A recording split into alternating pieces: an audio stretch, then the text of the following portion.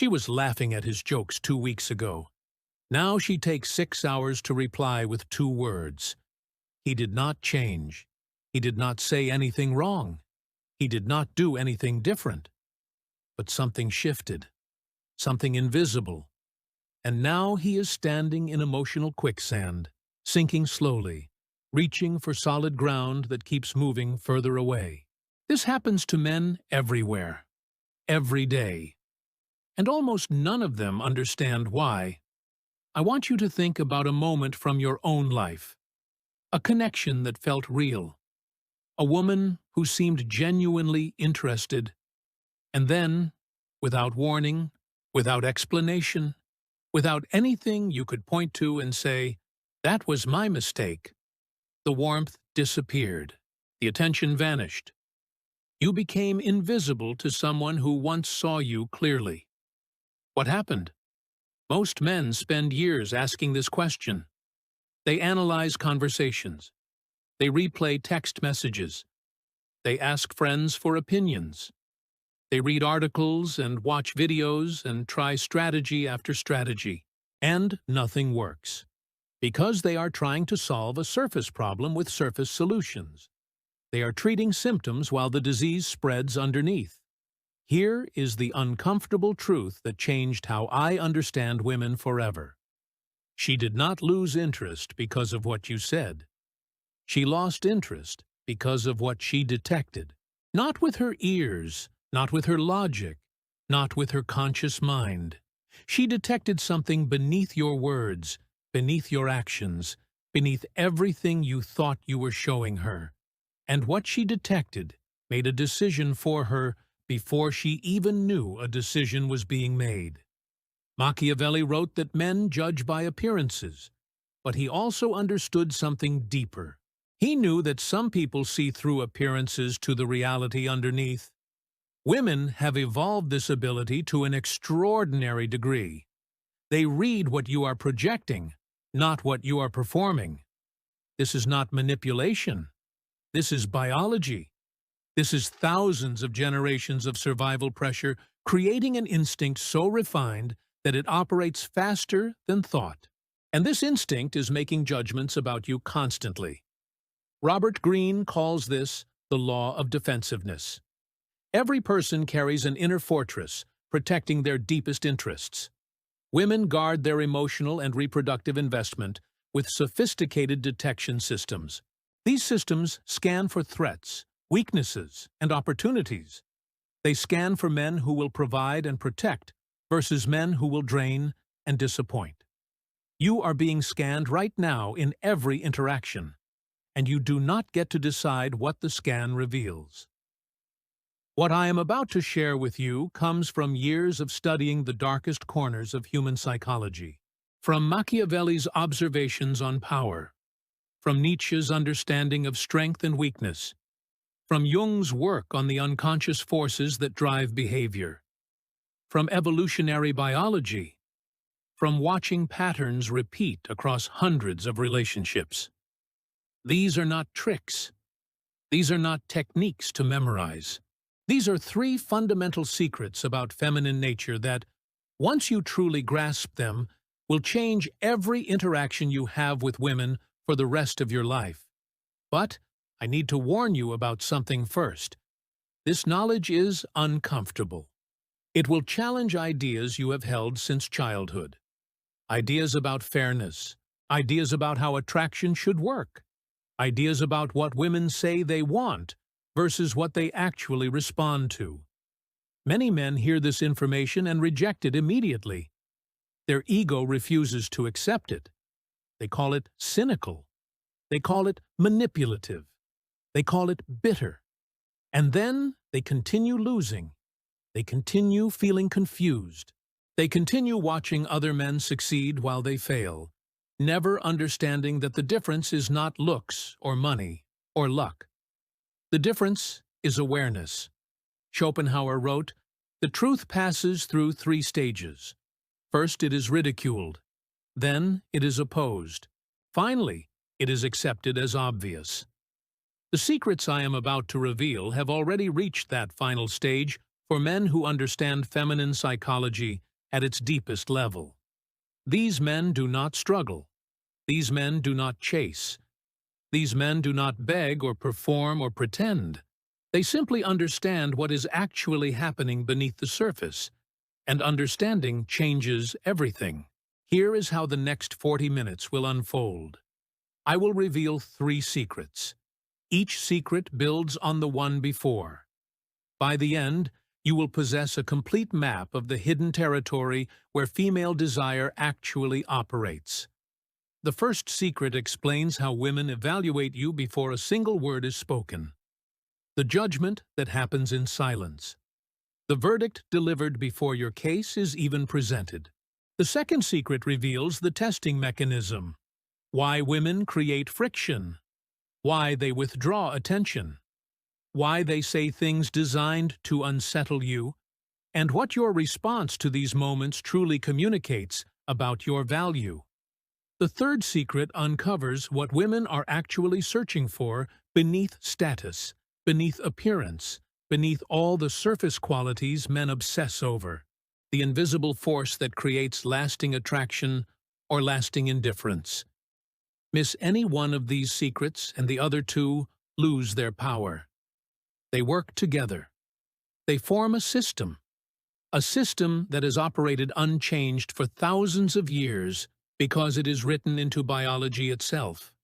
Nietzsche said that the individual has always had to struggle to keep from being overwhelmed by the tribe. In relationships, the tribe is social programming. The tribe is what you have been told about women. The tribe is every movie, every song, every piece of advice that shaped your understanding of attraction. Today, you stop being overwhelmed. Today, you see clearly. Let us begin. There is a moment that happens before hello, before eye contact, before you even realize you are being observed. In this moment, a judgment is formed, a verdict is delivered, and most men never know it happened. Machiavelli understood that the first impression is not just important, it is often final. He wrote that men are so simple and so ready to obey present necessities that one who deceives will always find those who allow themselves to be deceived. But he also knew the reverse. Those who project weakness will always find those ready to dismiss them. Women do not dismiss men consciously. They dismiss men instinctively. The decision happens in a place beneath thought, beneath analysis, beneath anything she could explain if you asked her directly. Let me show you what I mean.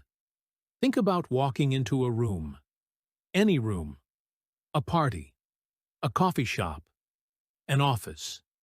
Before you speak to anyone, before you approach anyone, before you make any deliberate action at all, you are already communicating. Your posture is speaking. Your movement is speaking. Your face is speaking.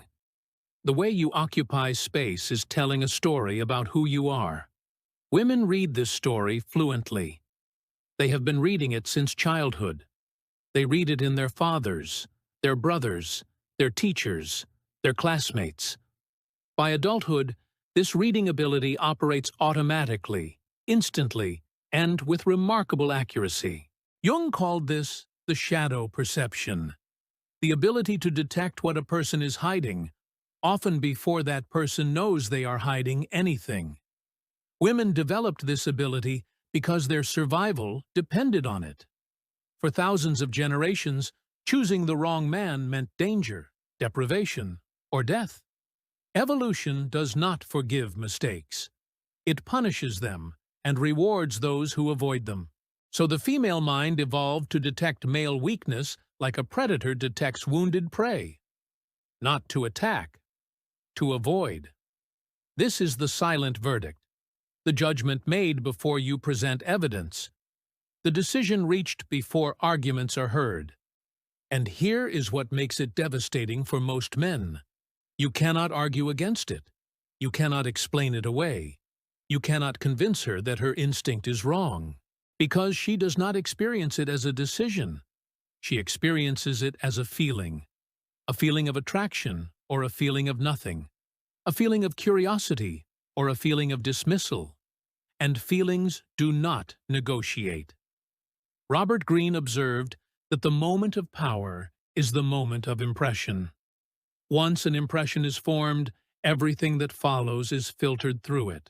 If she perceives weakness in the first seconds, your clever words become evidence of trying too hard. Your kindness becomes evidence of seeking approval. Your attention becomes evidence of neediness. The same actions that would attract if preceded by a strong impression become repulsive when preceded by a weak one. This is why so many men feel confused.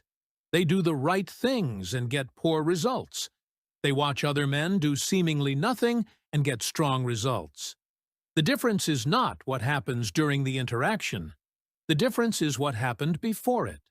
So what creates a strong, silent impression? What passes through the filter that evolution built into the female mind? Epictetus taught that we cannot control external events, only our response to them. But there is something deeper here. Our response to events shapes our character, and our character shapes our presence, and our presence speaks before we do.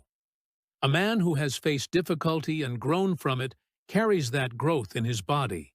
It shows in how he stands, how he breathes, how his eyes move across a room.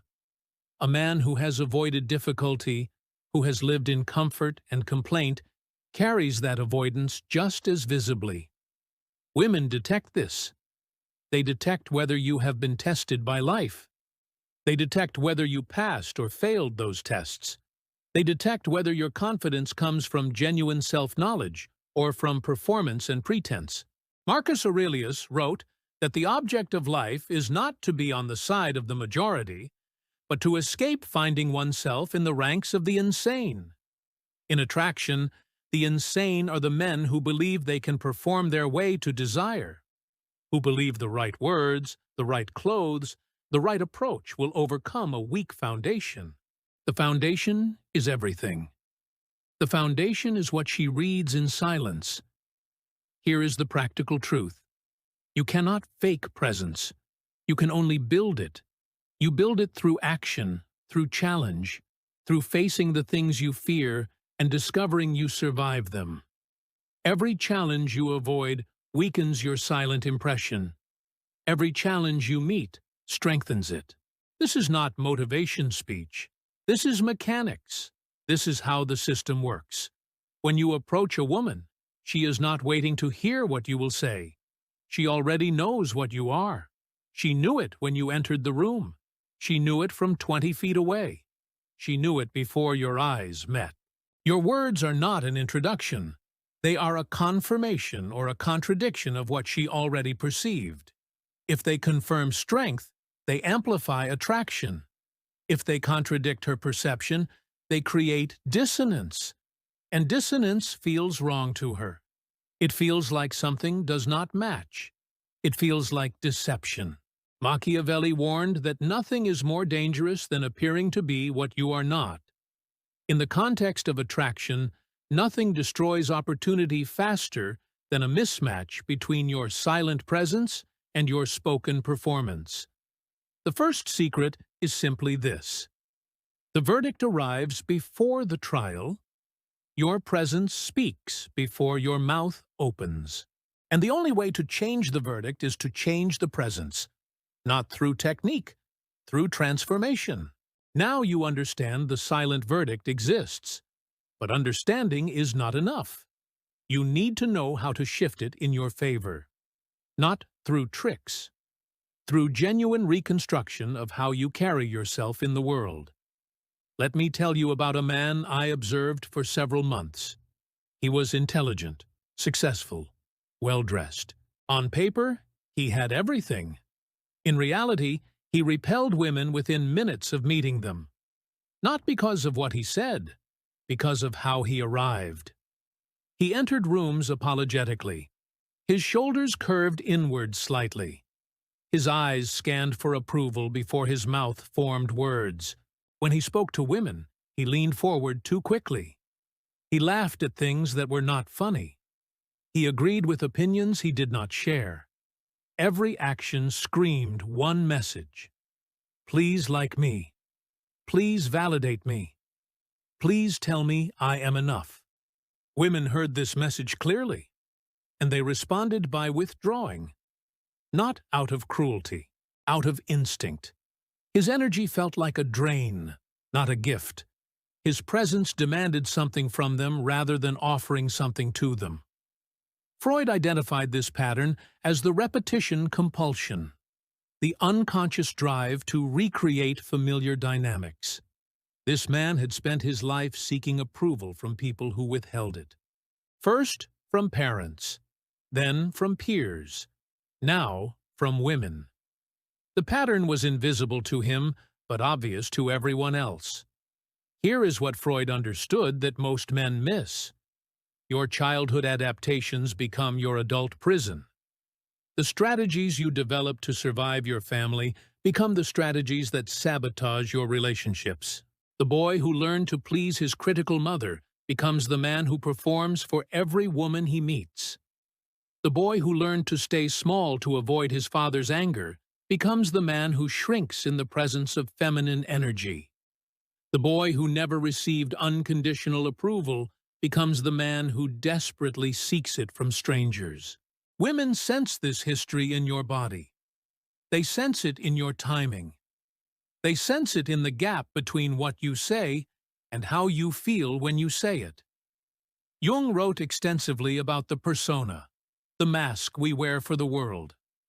Most men construct their persona unconsciously, built from wounds they never examined.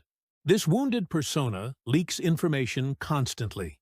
It tells women exactly where you are weak, exactly where you are needy, exactly where pressure will cause you to collapse.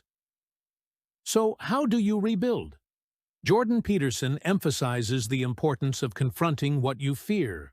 Not because fear is bad, because avoidance calcifies into character. Every fear you refuse to face becomes a permanent feature of your presence. Women detect these features. They read them as warnings. The man who fears conflict will abandon her when conflict arrives. The man who fears judgment will sacrifice her to avoid embarrassment. The man who fears rejection will never fully commit, because commitment requires risking loss. Your fears advertise your limitations, and women are expert readers of this advertisement. The practical application begins with honest inventory. What do you avoid? What conversations do you escape? What situations make you perform instead of simply exist? These avoidances are your reconstruction targets. Nietzsche prescribed this medicine harshly. He said that what does not kill you makes you stronger. But he meant something specific. He meant that voluntary confrontation with difficulty builds capacity. That choosing the hard path when the easy path exists is how you forge an unshakable core. Women respond to this core. They feel it. A man who has chosen difficulty radiates different energy than a man who has always chosen comfort. This radiation cannot be faked because it comes from actual experience, from real tests passed, from genuine challenges overcome. Albert Ellis, the father of rational therapy, understood that emotional disturbance comes from irrational beliefs about how the world should treat us.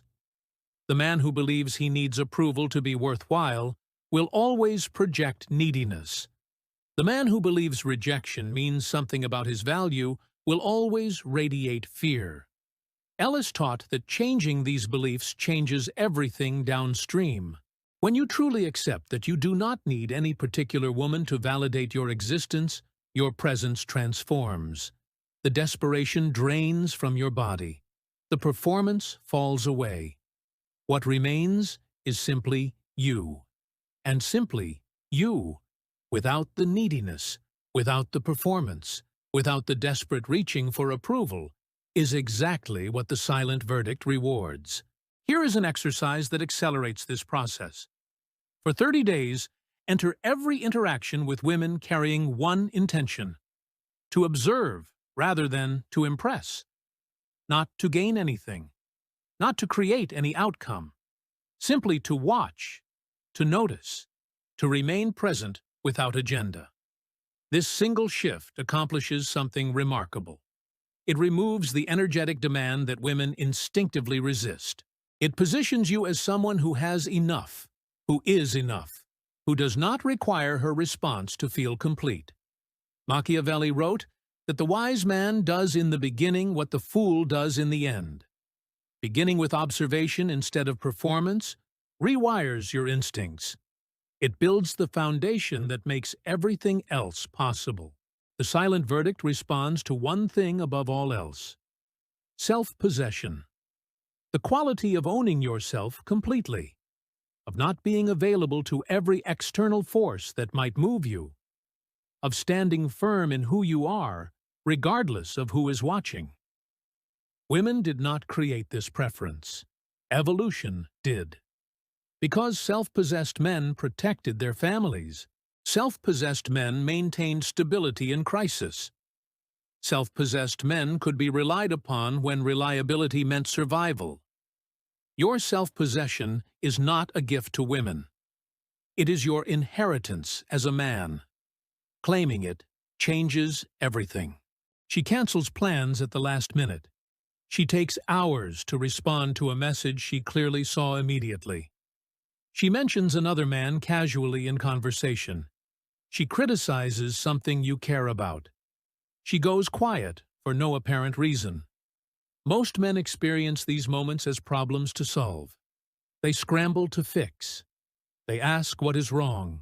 They apologize for things they did not do. They adjust their behavior, hoping to restore her previous warmth. And every single one of these responses fails. Not sometimes, every time.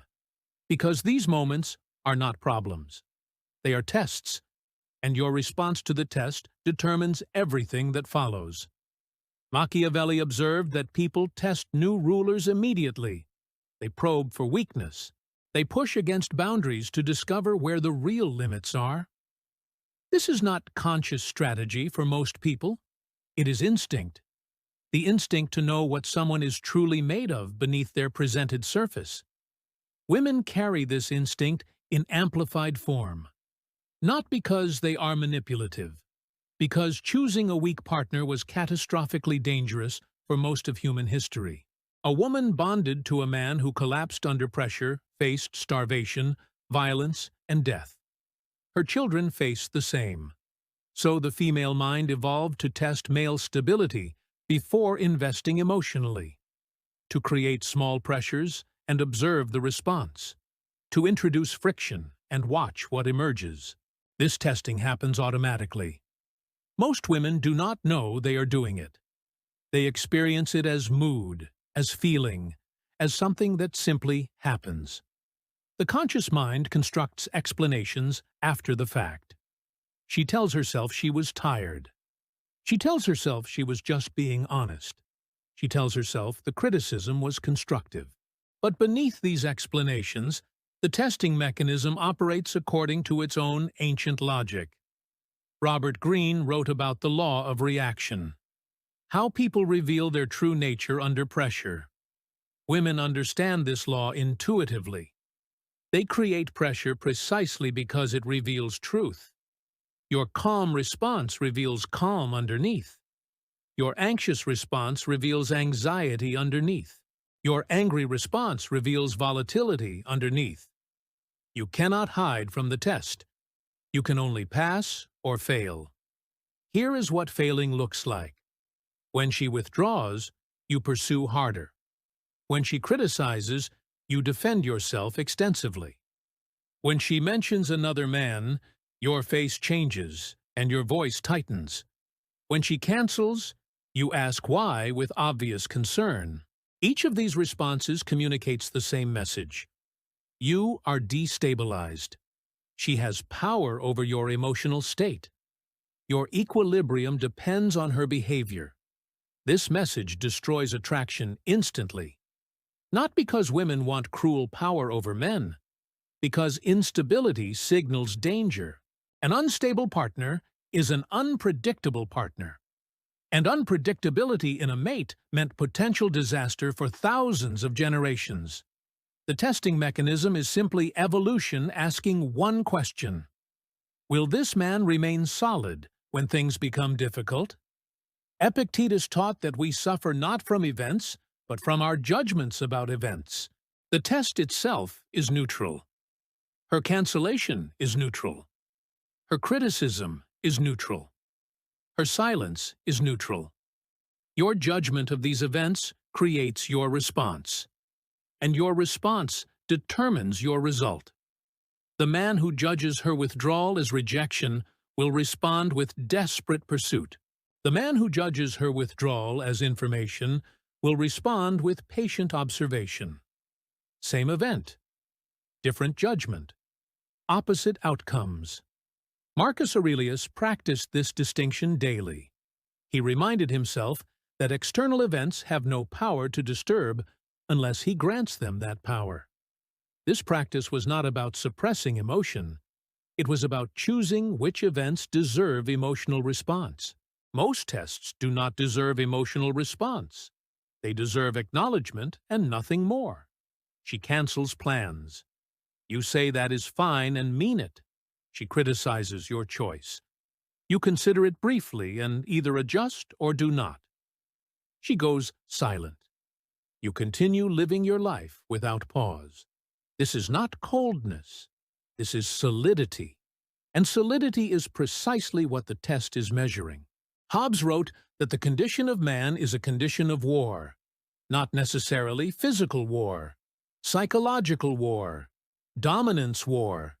Every relationship contains negotiation about who leads and who follows, who reacts and who remains still, who adjusts and who holds firm. The tests women deploy are part of this negotiation. They are asking where you stand. They are discovering whether you can be moved by emotional pressure. They are learning whether your frame is stronger than their storm. When you fail the test, you reveal that your frame is weak, that you will bend to emotional pressure, that you will sacrifice your position to avoid discomfort. This revelation eliminates attraction regardless of every other quality you possess. When you pass the test, you reveal strength, not aggressive strength, not dominating strength, simply the strength of a man who cannot be easily moved, who does not require external validation to feel secure, who responds to friction without becoming friction himself. Nietzsche wrote that the man who cannot command himself should obey. In relationships, commanding yourself means governing your reactions. It means remaining the authority over your own emotional state, regardless of what she does. This authority is what women test for. This authority is what passing looks like. And here is the insight that changes everything. The tests never stop. They decrease in intensity as trust builds, but they never disappear completely. Because women need ongoing confirmation that your strength is real, not performed. That your solidity persists through time, not just through courtship. The man who understands this stops resenting tests. He welcomes them. Each test is an opportunity to demonstrate what words can never prove. Each test passed deepens her trust. Each test passed increases her investment. The testing mechanism is not your enemy. It is your proving ground. Understanding that tests exist is the first step. Knowing how to respond is where mastery begins. Most men fail not because they lack awareness, but because they lack practical tools for the moment when pressure arrives. Let me give you a framework. When you feel provoked, when something she says or does creates an emotional spike inside you, that spike is information. It tells you a test is occurring. The spike itself is not the problem. The spike is natural. What you do in the 3 seconds after the spike determines everything. Machiavelli advised that a prince should be slow to believe and slow to act. This slowness is not weakness. It is strategy. The pause between stimulus and response is where power lives. In that pause, you choose. React from emotion or respond from intention. Most men have no pause. The spike happens and the mouth opens immediately. Words pour out, driven by anxiety, defensiveness, or wounded pride. These words betray everything. They show that she reached you, that her action controlled your reaction, that the power in this dynamic belongs to her. The 3-second pause reverses this. When you feel the spike, you stop. You breathe. You let the initial wave of reaction pass through without acting on it. Then you respond from a settled place, rather than a triggered one. This sounds simple. It is not. Your nervous system has been conditioned for decades to react instantly to perceived threats. Her criticism feels like a threat. Her withdrawal feels like a threat. Her attention to another man feels like a threat. And your body wants to address threats immediately. Overriding this conditioning requires practice. Daily practice. Not just with women. With everyone. Every time someone provokes a reaction, you practice the pause. You build the muscle of non-reactivity. You train yourself to be slow when your instincts demand speed. Albert Ellis called this disputing the irrational belief. The belief that you must respond immediately. The belief that her provocation requires your defense. The belief that silence means defeat. These beliefs drive reactive behavior. Disputing them creates space for intentional behavior. Here is what passing looks like in practice. She criticizes something you did. Instead of explaining or defending, you consider her words for a moment. Then you either say nothing or offer a brief acknowledgement. Maybe you are right, or simply, I will think about that. No justification, no argument, no emotional display. This response confuses the part of her that expected defensiveness. It creates a gap where she anticipated friction. In that gap, her perception of you shifts. She encountered pressure that did not move you. That immovability registers as strength. She mentions another man who is attractive or successful. Instead of tightening, competing, or dismissing him, you agree casually. He seems solid. Or you show genuine disinterest. The test was designed to measure your security. Agreeing or showing disinterest demonstrates security more powerfully than any defensive response could. She withdraws attention suddenly. Instead of pursuing, questioning, or adjusting yourself to recover her interest, you continue exactly as you were. Your life does not reorganize around her mood. Your plans do not shift because her engagement shifted. This continuity communicates that your center exists independent of her. Plato wrote about the allegory of the cave. Most men live in the cave of their reactions, seeing only shadows of what is actually happening. The tests feel personal. The provocations feel like attacks. The withdrawals feel like rejection. But these are shadows. The reality is simpler. She is gathering information. Your reaction provides that information. When you stop reacting, you stop providing the information she unconsciously seeks about your weakness.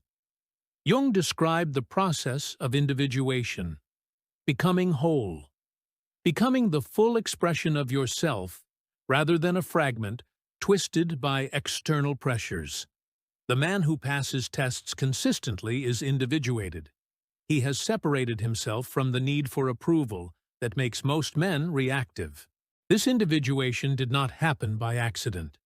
It happened through deliberate work. Shadow work, Jung called it. Confronting the parts of yourself you would rather ignore. The neediness, the insecurity, the childhood wounds still seeking resolution. When you heal these wounds, the tests lose their power over you.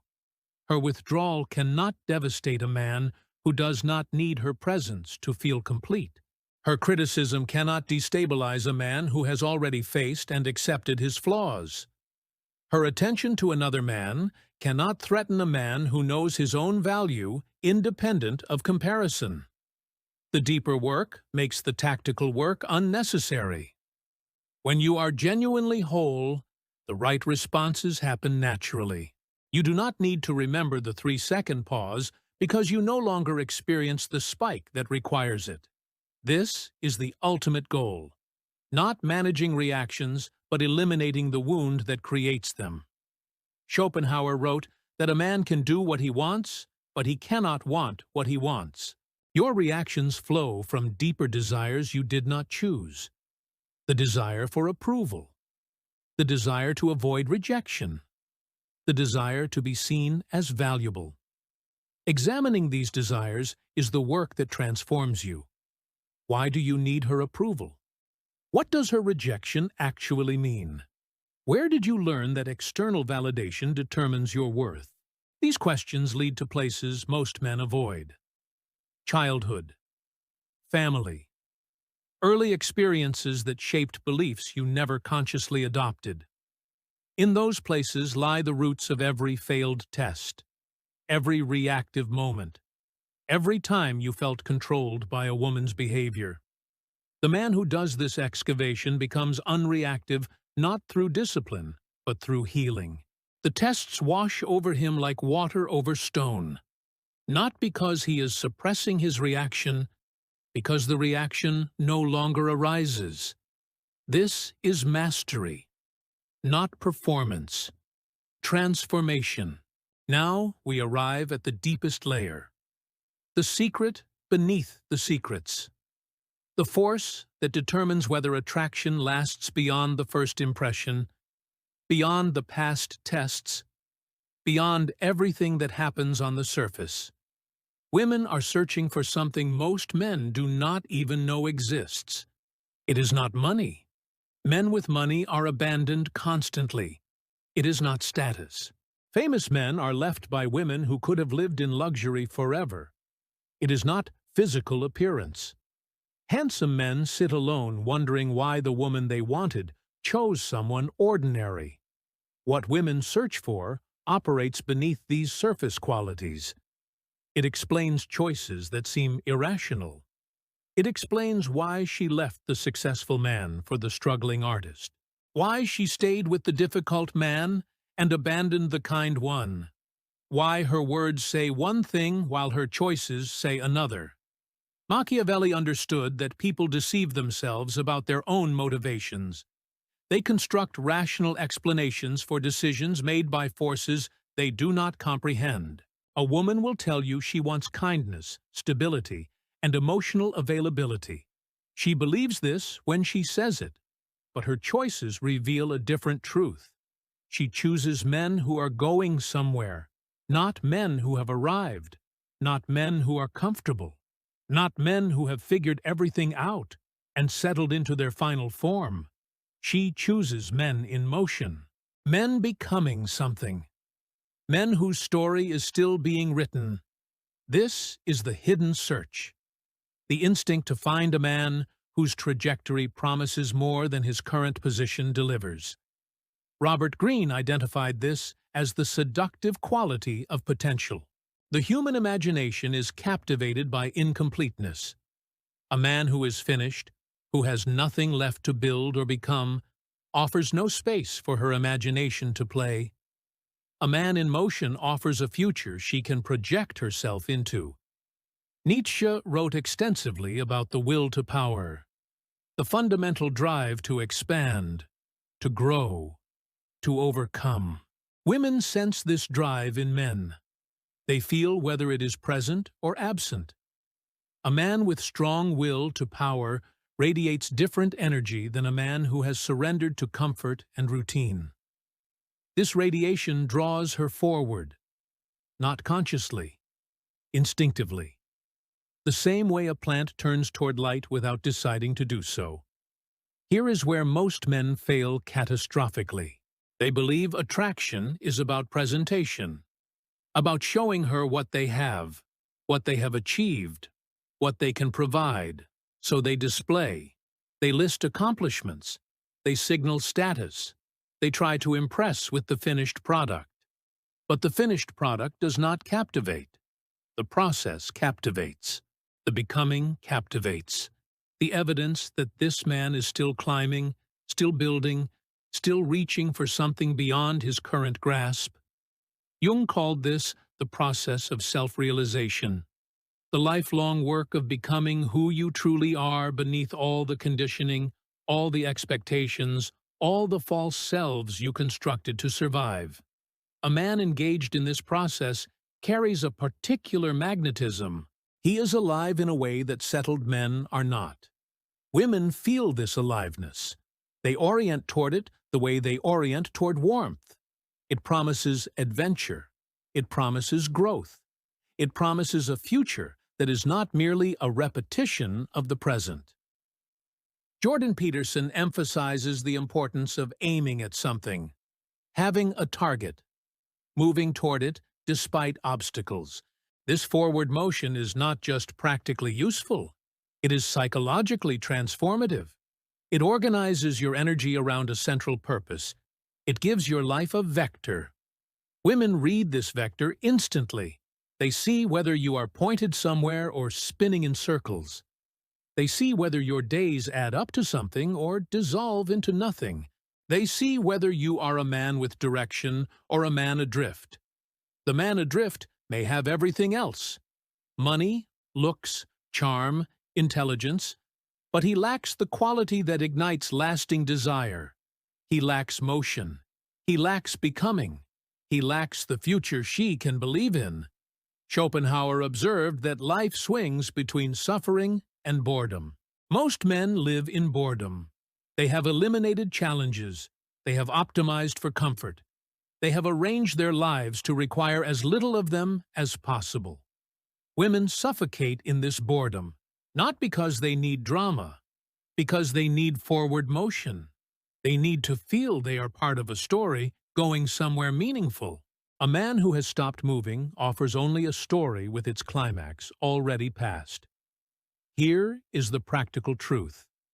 Your ambition is more attractive than your achievement. Your direction is more attractive than your destination. Your becoming is more attractive than your being. This does not mean you should be unstable or chaotic or perpetually dissatisfied. It means you should always have something you are building, something that demands your growth, something that requires you to become more than you currently are. When this building is genuine, it shows. It shapes how you talk about your days. It influences what you find interesting. It determines how you spend your energy. It creates a gravitational field that pulls her into your orbit rather than requiring you to chase hers. Marcus Aurelius pursued philosophy not because it brought external reward, but because the pursuit itself was the reward. This intrinsic motivation creates the most powerful form of direction. You are not building to impress her. You are building because building is who you are. She senses this distinction immediately.